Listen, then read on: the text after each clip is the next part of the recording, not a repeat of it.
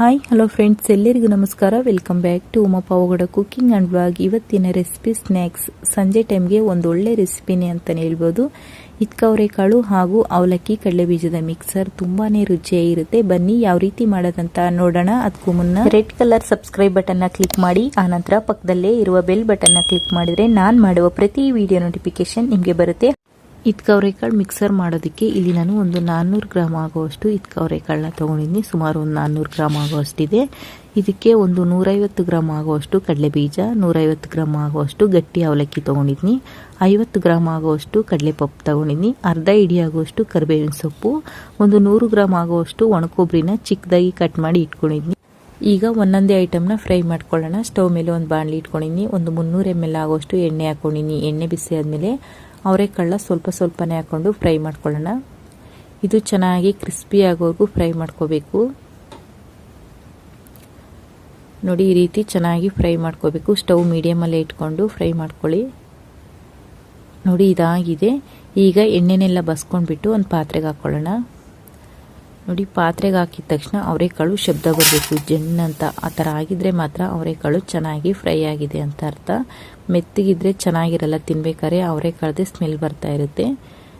ಈ ಥರ ಎಲ್ಲ ತಗೊಂಡು ಈಗ ಇನ್ನೊಂದು ಬ್ಯಾಚು ಅದೇ ಥರ ಹಾಕ್ಕೊಂಡು ಇದನ್ನು ಅಷ್ಟೇ ಚೆನ್ನಾಗಿ ಫ್ರೈ ಮಾಡ್ಕೋಬೇಕು.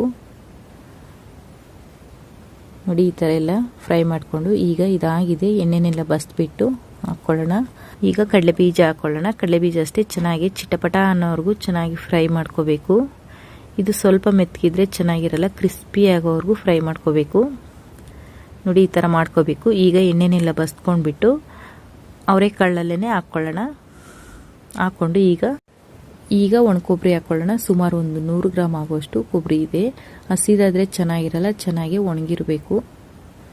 ಇದನ್ನು ಅಷ್ಟೇ ಕೆಂಪಗಾಗೋವರೆಗೂ ಫ್ರೈ ಮಾಡ್ಕೋಬೇಕು. ನೋಡಿ, ಇದಾಗಿದೆ. ಈಗ ಇದನ್ನ ತಕ್ಕೊಂಡು ಅದೇ ಪಾತ್ರೆಯಲ್ಲಿ ಹಾಕ್ಕೊಳ್ಳೋಣ. ಈಗ ಹಸಿ ಕರಿಬೇವಿನ ಸೊಪ್ಪು ಹಾಕ್ಕೊಳ್ಳೋಣ. ನಾನಿಲ್ಲಿ ಒಂದು ಅರ್ಧ ಹಿಡಿ ಆಗೋಷ್ಟು ಹಾಕ್ಕೊಳ್ತಾ ಇದ್ದೀನಿ. ಇನ್ನೂ ಜಾಸ್ತಿ ಬೇಕಾದರೂ ಹಾಕೋಬೋದು, ತುಂಬ ಚೆನ್ನಾಗಿರುತ್ತೆ ಕರಿಬೇವಿನ ಫ್ಲೇವರು ಮಿಕ್ಸರ್ಗೆ. ನೋಡಿ, ಇದು ಫ್ರೈ ಆಗಿದೆ. ಈಗ ಎಣ್ಣೆನೆಲ್ಲ ಬಸ್ಬಿಟ್ಟು ಅದರಲ್ಲೇ ಹಾಕ್ಕೊಳ್ಳೋಣ. ಈಗ ಅವಲಕ್ಕಿ ಫ್ರೈ ಮಾಡ್ಕೊಳ್ಳೋಣ. ಅವಲಕ್ಕಿ ಡೈರೆಕ್ಟ್ ಬಾಣಲಿಗೆ ಹಾಕಿದರೆ ಅದು ತಕ್ಕೊಳ್ಳೋಕೆ ಬರಲ್ಲ, ಹಂಗಾಗಿ ನಾನು ಸೋರಕ ಜಾಲರಿಯಲ್ಲಿ ಫ್ರೈ ಮಾಡ್ಕೊಳ್ತಾ ಇದ್ದೀನಿ. ಜಾಲರಿ ಇದ್ದರೆ ಹಾಕ್ಕೋಬೋದು, ನನ್ನ ಹತ್ರ ಇರಲಿಲ್ಲ, ಹಂಗಾಗಿ ನಾನು ಸೋರಕ ಜಾಲರಿನ ಯೂಸ್ ಮಾಡ್ತಾ ಇದ್ದೀನಿ. ಇದರಲ್ಲಾದರೆ ನೀಟಾಗಿ ಬರುತ್ತೆ. ಇದನ್ನು ಅಷ್ಟೇ ಸ್ವಲ್ಪ ಚೆನ್ನಾಗಿ ಫ್ರೈ ಮಾಡ್ಕೊಳ್ಳೋಣ. ಬೇಗ ಆಗುತ್ತೆ ಅವಲಕ್ಕಿಯನ್ನು. ನೋಡಿ, ಇದು ಚೆನ್ನಾಗಿ ಫ್ರೈ ಆಗಿದೆ. ಈಗ ನೀಟಾಗಿ ಎಣ್ಣೆನೆಲ್ಲ ಬಸ್ಬಿಟ್ಟು ಅದೇ ಪಾತ್ರೆಯಲ್ಲಿ ಹಾಕ್ಕೊಳ್ಳೋಣ. ಈಗ ಇದರಲ್ಲೇ ಕಡಲೆಪಪ್ಪು ಹಾಕ್ಕೊಳ್ಳೋಣ. ಕಡಲೆಪಪ್ಪು ಅಷ್ಟೇ ಚಿಕ್ಕದಾಗಿರೋದ್ರಿಂದ ನಾನು ಇದರಲ್ಲೇ ಹಾಕ್ಕೊಳ್ತಾ ಇದ್ದೀನಿ. ಡೈರೆಕ್ಟ್ ಬಾಣಲಿಗೆ ಹಾಕಿದರೆ ಬೇಗ ತಕ್ಕೊಳ್ಳೋಕ್ಕಾಗಲ್ಲ. ಇದನ್ನು ಜಾಸ್ತಿ ಹೊತ್ತು ಫ್ರೈ ಮಾಡೋದು ಬೇಡ, ಒಂದು 5 ರಿಂದ 10 ಸೆಕೆಂಡ್ಗೆ ಆಗುತ್ತೆ. ನೋಡಿ, ಇದಾಗಿದೆ. ಈಗ ಎಣ್ಣೆನೆಲ್ಲ ನೀಟಾಗಿ ಬಸ್ಬಿಟ್ಟು ಅದರಲ್ಲೇ ಹಾಕ್ಕೊಳ್ಳೋಣ. ಅವರೆಕಾಳು ಮಿಕ್ಸರು ರೆಡಿಯಾಗಿದೆ. ಈಗ ಇದಕ್ಕೆ ಖಾರ ಮಿಕ್ಸ್ ಮಾಡ್ಕೊಳ್ಳೋಣ. ಖಾರಕ್ಕೆ ಇಲ್ಲಿ ನಾನು 1 ಟೇಬಲ್ ಸ್ಪೂನ್ ಆಗುವಷ್ಟು ಅಚ್ಚ ಖಾರದ ಪುಡಿ ತೊಗೊಂಡಿನಿ. ನಿಮ್ಮ ಖಾರಕ್ಕೆ ಅನುಗುಣವಾಗಿ ನೀವು ತಗೊಳ್ಳಿ. ಒಂದು 1/4 ಟೀ ಸ್ಪೂನ್ ಆಗುವಷ್ಟು ಅರಿಶಿನ, 1-2 ಚಿಟಿಕೆ ಆಗುವಷ್ಟು ಇಂಗು, ರುಚಿಗೆ ತಕ್ಕಷ್ಟು ಉಪ್ಪು. ಈಗ ಇದನ್ನೆಲ್ಲ ಚೆನ್ನಾಗಿ ಮಿಕ್ಸ್ ಮಾಡ್ಕೊಳ್ಳೋಣ. ಕೈಯಲ್ಲೇ ಮಿಕ್ಸ್ ಮಾಡಿಕೊಂಡು ಈಗ ಇದಕ್ಕೆ ಹಾಕ್ಕೊಳ್ಳೋಣ.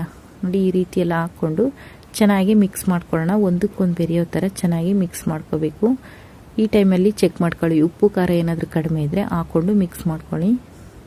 ತುಂಬ ಚೆನ್ನಾಗಿರುತ್ತೆ. ಅದರಲ್ಲೂ ಇದು ಅವರೆಕಾಳು ಸೀಸನ್ ಟೈಮು. ಈ ಥರ ಮಾಡಿ ನೋಡಿ, ಸಂಜೆ ಟೈಮು ಸ್ನ್ಯಾಕ್ಸ್ ರೀತಿ ಎಲ್ಲರೂ ಇಷ್ಟಪಟ್ಟು ತಿಂತಾರೆ. ತುಂಬ ರುಚಿಯಾಗಿರುತ್ತೆ. ಇದು ತಣ್ಣಗಾದ್ಮೇಲೆ ಒಂದು ಬಾಕ್ಸಿಗೆ ಹಾಕಿಟ್ರೆ ಸುಮಾರು 1 ರಿಂದ 2 ತಿಂಗಳ ಕಾಲ ಉಪಯೋಗಿಸ್ಬೋದು. ತುಂಬಾ ರುಚಿಯಾಗಿರುತ್ತೆ. ನೋಡಿದ್ರಲ್ವಾ, ಹಸಿ ಅವರೆಕಾಳು ಹಾಗೂ ಅವಲಕ್ಕಿ ಕಡಲೆ ಬೀಜದ ಮಿಕ್ಸರ್ ಯಾವ ರೀತಿ ಮಾಡೋದಂತ. ಈ ರೆಸಿಪಿ ನಿಮಗೆ ಇಷ್ಟ ಆದರೆ ಲೈಕ್ ಮಾಡಿ, ಕಮೆಂಟ್ ಮಾಡಿ, ಶೇರ್ ಮಾಡಿ. ಇನ್ನು ಚಾನಲ್ ಸಬ್ಸ್ಕ್ರೈಬ್ ಆಗಿಲ್ಲ ಅಂದರೆ ಸಬ್ಸ್ಕ್ರೈಬ್ ಆಗಿ, ಪಕ್ಕದಲ್ಲೇ ಇರುವ ಬೆಲ್ ಬಟನ್ನ ಕ್ಲಿಕ್ ಮಾಡಿದ್ರೆ ನಾನು ಮಾಡುವ ಪ್ರತಿ ವಿಡಿಯೋ ನೋಟಿಫಿಕೇಶನ್ ನಿಮಗೆ ಬರುತ್ತೆ. ಇನ್ನಷ್ಟು ಈಸಿ ರೆಸಿಪಿಗಾಗಿ Uma Pavagada cooking channel and ವ್ಲಾಗ್ನ ನೋಡ್ತಾ ಇರಿ. ವಿಡಿಯೋ ನೋಡಿದ್ದಕ್ಕಾಗಿ ಧನ್ಯವಾದಗಳು.